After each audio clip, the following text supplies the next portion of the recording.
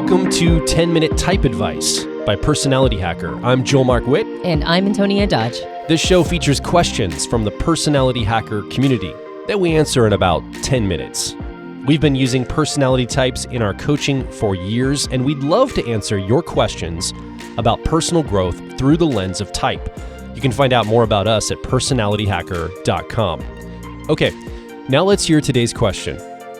Hi, Joel and Antonia. I have a question regarding the influence of cognitive functions that are not in our stack. I'm an INFJ, and I have discussions with my INFP boyfriend concerning the influence of our childhood and our past on our decision making today. I'm assuming here that childhood and past belongs to Introverted Sensing.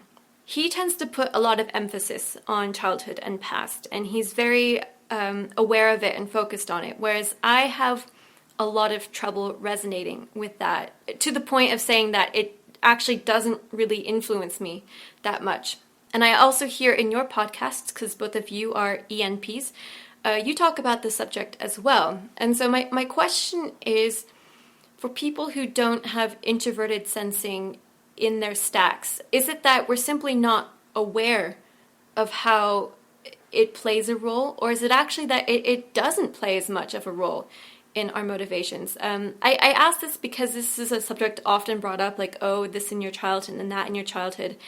And I'm just wondering if we can reasonably apply that to people who use extroverted sensing and how much that really plays a role. Thanks so much for the question.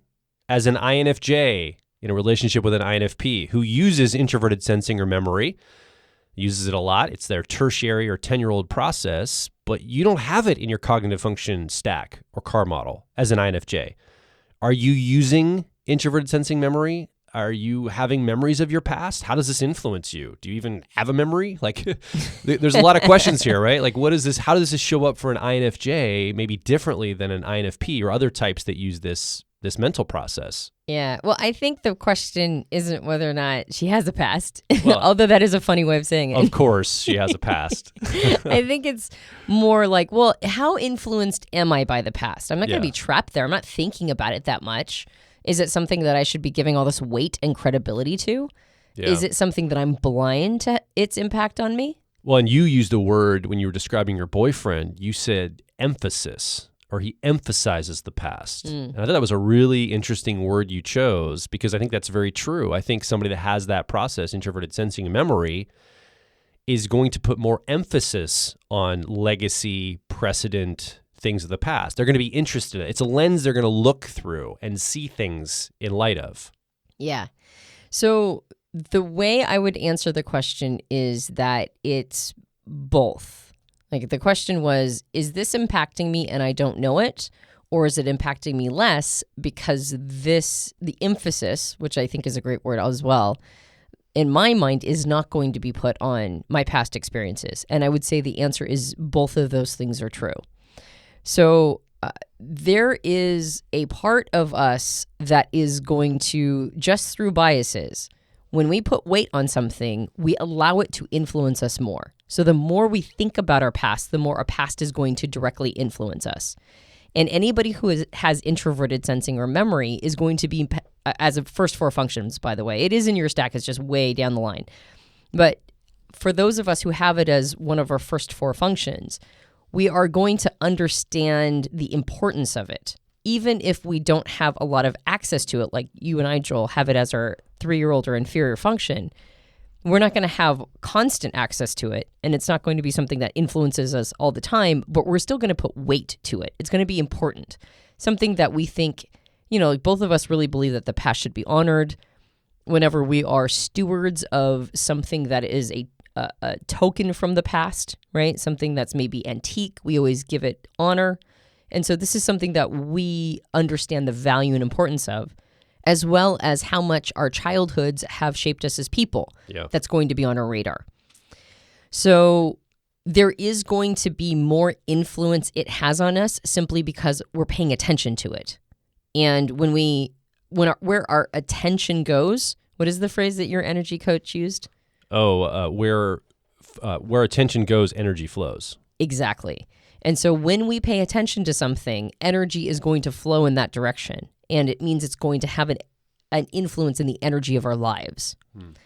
That said, it doesn't mean that the 4 functions we don't have in our car model, or our first 4 functions, aren't influencing us at all. And it doesn't mean that our lack of awareness around it turns it into something we don't have to worry about or deal with. And in fact, I would argue that sometimes this really bites us. So you and I have recently discovered that our lack of extroverted sensing, which is our 8th function, is something that has tripped us up. Oh, yeah. Yeah. And not like in a we're clumsy and physically tripped us up, but more like there's a particular way that extroverted sensing is very aware of how other people are perceiving it. So those people who use extroverted sensing or sensation, wherever it falls in their first 4 functions, on some level are at least concerned with how they're showing up with others. Even if it's a 4th function and it tends to be a place of great uncertainty, it still has weight, just like introverted sensing or memory has weight to us. But by the time it gets to the 8th function, it's not that it doesn't exist, it's that you don't care. And that's kind of what I'm hearing too. Introverted sensing or memory for an INFJ is going to be 8th function. It's not like it doesn't exist. It's just that you just don't care. The challenge is that because we don't care how we're coming across, we have learned that sometimes we're coming across in ways that actually end up sabotaging us. And it's become very clear to us that maybe we need to put some attention to that and not just go, well, I don't care about that, and shrug. And so I would say that for NJs, NJ types, and SPs also, but NJ types are the ones that are going to have introverted sensing or memory way down the stack, like 7th, 8th function, which is very inaccessible. There are a couple different ways that it can sabotage an intuitive judger, an NJ type. The first one I would say is that the lack of awareness around how much the past is influencing you means that when it influences you, it does it in a way that you're unconscious around. And so when it's influencing you, you're not giving it its credit or due. You're shrugging, just like Joel and I shrug about our extroverted sensing image management. We just go, well, I don't care. Well, that doesn't mean it's not still having an impact and an effect. It doesn't mean that we're managing our image well. It means that all the ways in which that sabotages us, we're just not paying attention. So I would say that's the first one. There are ways in which your past is impacting you now, maybe even ways that you believe that you have transcended, but because you're not giving it its proper attention, you might not be seeing the ways that it's showing up, like all of its tendrils around you. So that's the first thing. I'm not saying that you have to go into a deep introverted sensing or memory, the developmental time period. I'm just saying be aware of it, kind of like Joel and I are aware of it with extroverted sensing or sensation. We're not going to deeply go into image management now, but we're going to try to figure out all the ways in which our lack of paying attention has been a problem. The second way I've seen it really show up is that there are certain characteristics and qualities that we all want that can only come from doing a measure of introverted sensing or memory work. So take, for example, something like confidence. Confidence comes from overcoming obstacles and watching yourself do it. The challenge is if you're not taking an accounting of the past, if you're not tapped in enough to chart all of the different times that you have overcome obstacles, then you won't have watched yourself do it enough to build that confidence. And I have had plenty of NJ coaching clients that have earned confidence, self-trust, self-esteem, self-worth, all these things. They've earned it, but they didn't slow down enough and they didn't pay enough attention to their past to chart all of the different ways, all the different pieces of evidence that tell them that they are more than deserving of this confidence, right? The self-trust.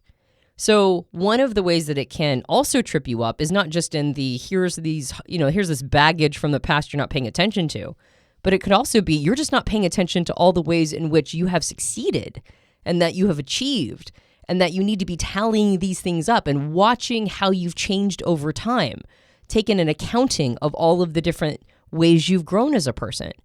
Sometimes we need a reminder to stop and reflect and look back. And introverted sensing or memory is a really great tool to give yourself that gift. Is it influencing your boyfriend more than you? Yes. Is it a bigger deal to him than it is to you? For sure. Is it not influencing you at all? No, it is influencing you. And there might be some value in tapping into that energy, at least to a certain extent. And what better way to do that than with the assistance of a boyfriend who's right there willing to help? Thanks for the question. You can ask your own question about personality types or personal growth. Visit personalityhacker.com/questions.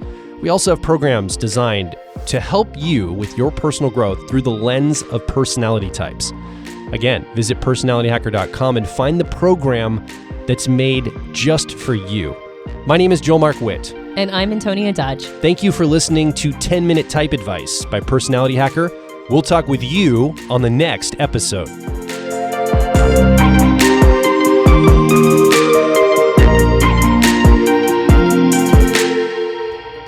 If you're focused on personal growth, I think you'll resonate with our core content over at personalityhacker.com.